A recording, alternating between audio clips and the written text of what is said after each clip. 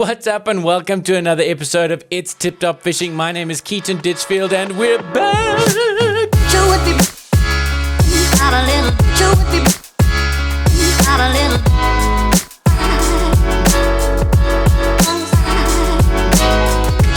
We're back after a long time. I think the last video I posted was in February. Yeah, a long time ago. So I thought before we got into this episode at Rietvlei Nature Reserve, I thought I would tell you why I've been away. So a lot has changed in my life. Without being too soppy and rubbish, let's go. So in the end of January, me and my 7-year-long relationship ended. It was all very friendly, and it was a mutual decision. We both just had some grown-up decisions before taking the next step in our lives, and I think it's very important when people are looking into marriages and kids and all those kind of things, that people have these conversations beforehand, because marriages and kids only complicate things. So I'm very grateful we did the grown-up thing and we chatted about everything, and we worked out that we both wanted different things. So basically it was like a divorce, really. And I filmed that last episode in Feb, just after the breakup. I think I hit it pretty well. So yeah, it was like a divorce, because we lived together, and all of a sudden I had to move and get all my stuff out. And basically from there I had all my possessions in a storage unit or in my car, and I went down to Cape Town to do a show called The Buddy Holly Story, where I played a part called The Big Bopper. That looks a bit like this. Chantilly lace with a pretty face and a ponytail hanging down, a wiggle and a walk and a giggle in a talk. Make the world go round, round, round. Ain't nothing in the world like a big guy girl to make me act so funny.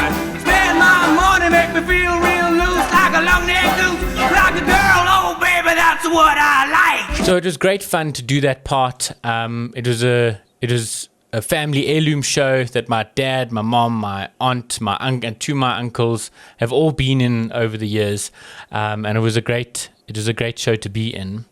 But yeah, it was a tough time to be in Cape Town, not knowing where I'm going to come back to when that run ended.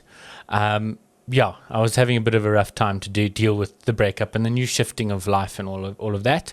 And then my dad got diagnosed with cancer, stage 3 cancer, and that he was going to need chemo. It wasn't a terrible cancer. They say it was one of the cancers that you want, but hearing your dad's got cancer is not something you ever want to hear, or you don't want anyone to ever hear about any kind of cancer. So yeah, it was super shit. And then everything got quite expensive really quick. And then we ended our run in Cape Town, and basically I drove back up from Cape Town, and I was sick, and I was been sick for quite a while. I think when you mentally struggling, your body also follows suit. And I was sick for a while, and then I got back. My parents said I could stay with them, which was very nice of them. So I drove the long way, unpacked, and they just got back from the hospital, and Dad got back from his first chemo, and they said his immune system was severely compromised. So I literally was like, okay. And straight after getting back, I chucked some shit in the car, and then left to go get my mattress out of my camper from my ex-girlfriend, because my camper was still at her house. She was nice enough to let me keep it there just for the interim. And then I slept on my brother's floor for 2.5 weeks, and my brother was an absolute hero. He was a legend. So I didn't have a place to stay, and we were doing the show up at the teatro. And yeah, that was probably one of the lowest moments of my life. And during this period, I didn't really give a shit about much, to be quite honest. Yeah, I was super sad, super feeling unsettled, didn't have a house. They say the 3 most hectic things you can go through is loss of a loved one, moving house, and changing job.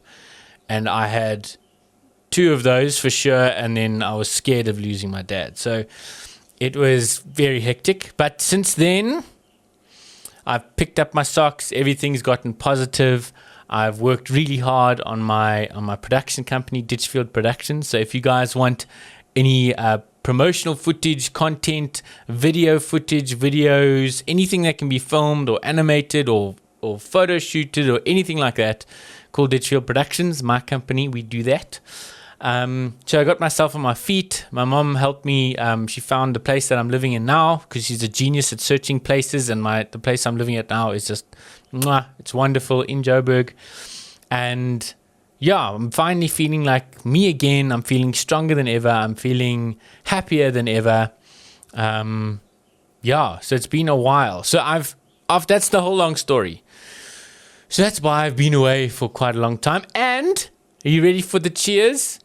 Dad finished his chemo and the cancer is almost all gone. Isn't that wonderful? He's on a maintenance plan, as the doctor says at the moment. So chemo's done. His hair is growing back.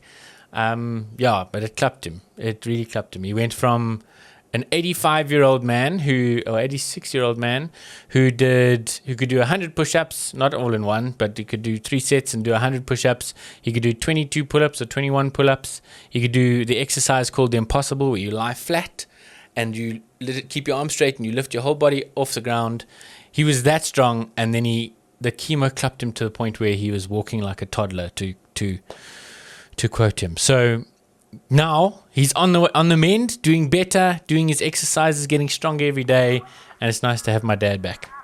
So without any further ado, I'm back.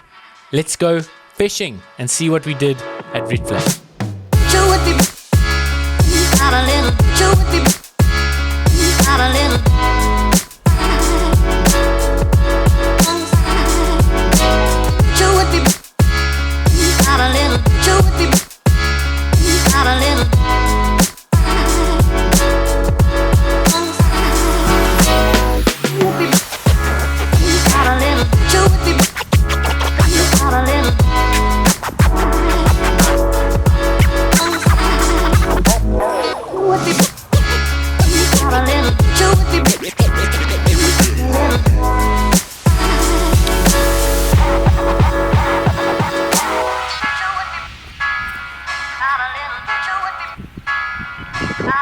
So bait, what do I use for bait at Rietvlei?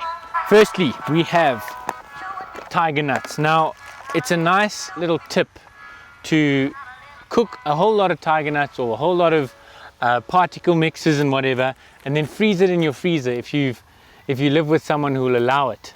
So I live alone, so I'll allow it.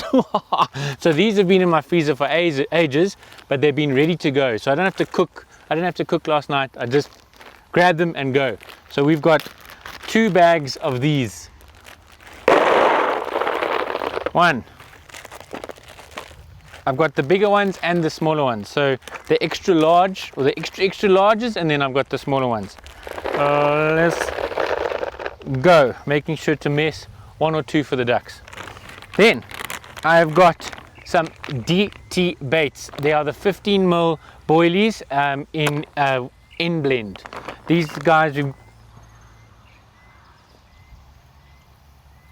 let's hope we get a fish already. I got 1 line in. I chucked out a single hook bait. So end blend from DT baits. Let's chuck a couple of those in. Boilies do work at Rietvlei. A couple of those. And then lastly, we've got some CC Moore 6mm krill pellets. They are lacquer, they smell nasty, but the fish absolutely love them. And what I like about pellets is these guys are nice and oily. They'll get the oil coming up the layers of the water and bring the fish down onto it. And also what they do is they break up. So what that does is it leaves a lot of food around the bottom and keeps the fish in your area for a little bit longer. And when we've got a place like this, when we get schools of carp moving from that side into the sloop and wanting to move on, the longer we can keep them in our swim, the more chance we've got of catching them. Give that a nice blend.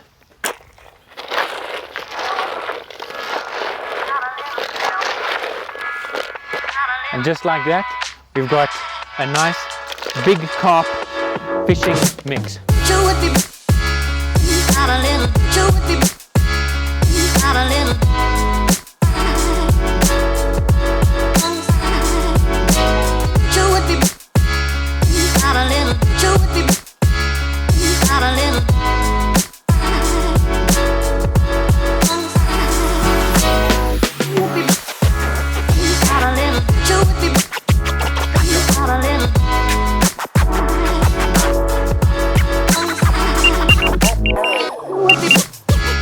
Just like that, all the rods are done and ready.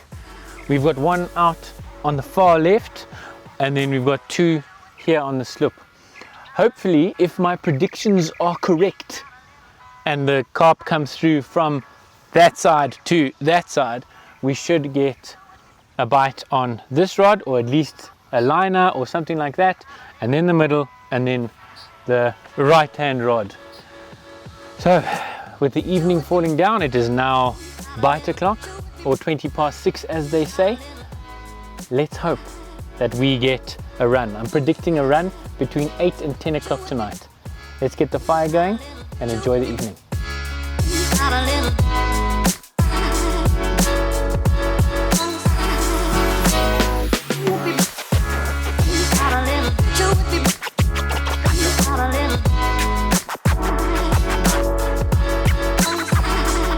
With the evening in full swing, it was time to check the rods for the last time, making sure the bobbins were clipped, the alarms were on and connected to the receiver, and then making sure the Shimano LC's bait runner function is switched on. Let's hope we get woken up by a rude, loud, screaming carp. And now a quick ad break between all of the talking and the fishing. This video was brought to you by cmfcarp.co.za. Those are my legend sponsors from that wonderful website. They've got all kinds of cool carpy things to buy there, from Nash, Tracker, Signet, CC Moore. The list goes on and on. Just check it out, cmfcarp.co.za, and you can get a 10% discount with the code ITTF123, all capital letters. And they bring in all kinds of stuff. The NGT bivvy that everyone's asking me, where did I buy that? I got it from there. And they just helped out with this episode, especially with those DT baits that they provided. Yeah, big thank you to cmfcarp.co.za. Now back to the episode. We were in luck and I was woken up by an absolute screamer. The rod just ran and ran and ran. So I ran out to the rod. This was captured by my trail camera and I fought the fish, but it felt very, very weird, which was funny. The fish felt heavy, but it felt, with the head knocks, it felt light. And then when I put pressure to try stop it going from in the reeds, it just came off. So what I think happened was I'd hooked the fish through the fin, and then when you put pressure on the fin just releases the hook, unfortunately. So we lost that fish. It felt good, but it is what it is. And the rest of the evening and morning was uneventful. It was time to pack up the little camper and head home.